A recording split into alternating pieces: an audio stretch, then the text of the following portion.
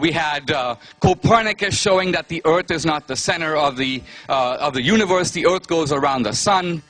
We had Newton with his idea of the clockwork universe, the idea the universe is a kind of machine. It might require some divine jump starting, but it doesn't require divine sustenance or intervention.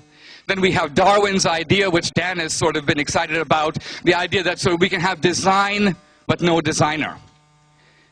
But that was basically 150 years ago. I want to suggest that there have been startling recent developments in the last 100 years in physics, in astronomy, that strongly support theism, strongly support the idea of a creator, and are invulnerable to Darwinian attack. Let me begin the story sort of this way. About 1,500 years ago, somebody posed a question to the church father Augustine, a very interesting question, which goes kind of this way. When you think of time, time goes back, but no matter how far back it goes, you can always think of it going further back. So if you say 5,000 years ago, someone could say 5,001 years ago. 1 million years ago, 1,000,001 years ago. It's kind of impossible to think of time as having any kind of a beginning. You can always retreat further into the past. And the question for Augustine was very simple. Could God have created the universe? And if he did, what was he doing before that? How did God occupy his time prior to creating a universe? And to this question, Augustine gave an astounding answer.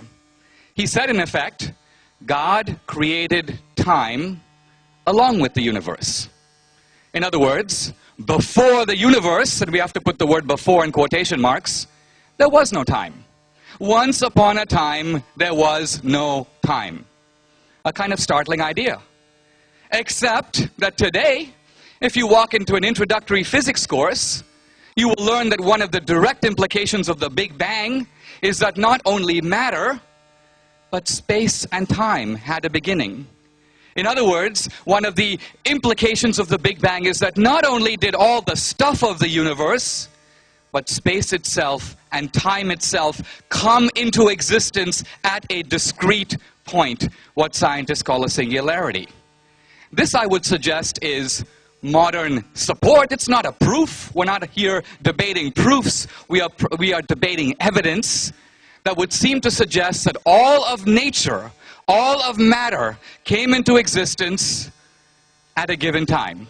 That, I would suggest, tends to corroborate something Augustine said with no evidence behind him. He claimed that, in effect, he got it from theology or he got it from revelation. My point is, Augustine didn't write to force agreement with science. Augustine stated a theological proposition, and modern science has come 1,500 years later to agree with him. Here's a second thought. In recent decades, scientists have asked the following question, and that is, why does the universe have the values that it does? Our universe has an incredibly wide and diverse set of very precise values. You can almost think, in fact, Lee Smolin, the physicist, whom Dan cites in his book, speaks about God as sitting, in a sense, at a big desk with 100 dials. And each dial reflects one of the values or forces of the universe. There is the mass of the electron, the mass of the proton, the gravitational force, the electromagnetic force, the electroweak force, and so on and so on. And the question is this: why are those numbers set at precisely what they are? What if you were to move in and, let's say, fool with the dials a little bit, change them a little? What would happen?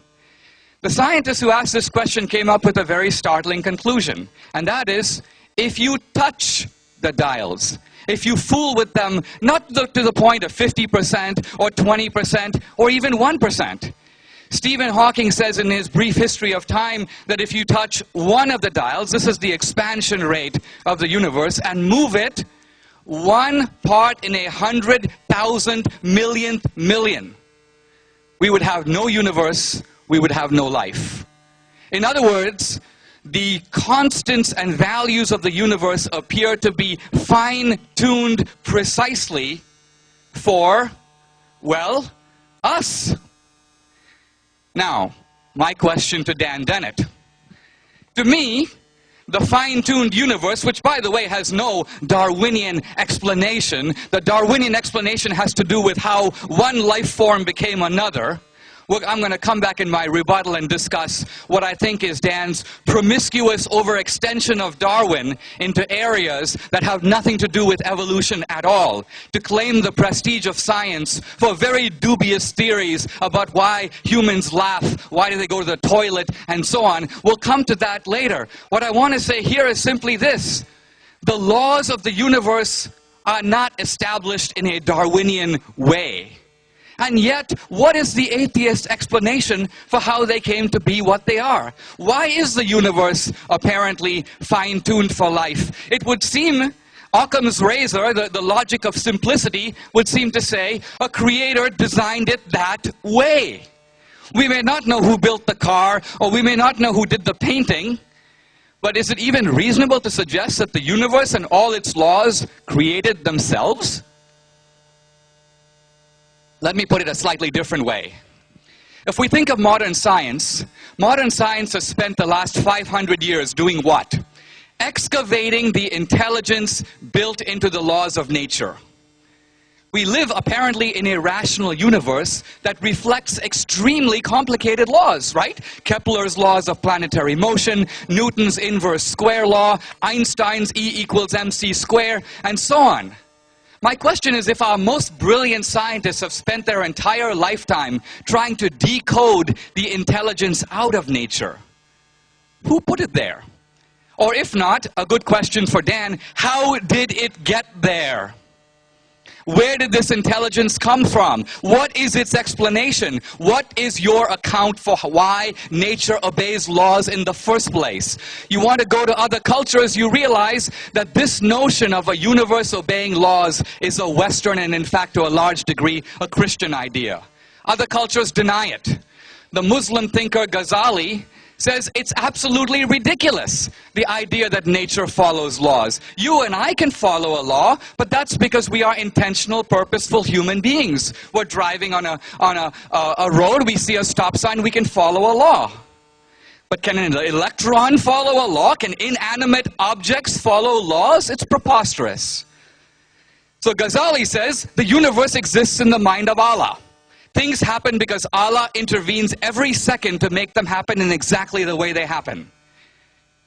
The reason I'm telling you this is I want to suggest that the premises of modern science themselves are based upon Christian metaphysics. The idea that the universe is rational. It obeys laws. These laws are accessible to our human minds. There is no Darwinian reason it must be so. Yes, we evolved, and I agree with Dan about this, but we evolved to survive, if you will, in hunter-gatherer primitive environments. We did not evolve to figure out the rotation of the planets. We did not necessarily evolve to figure out the theory of relativity. So evolution can tell us why we survive and why we adapt, but evolution can't tell us why we believe certain things to be true.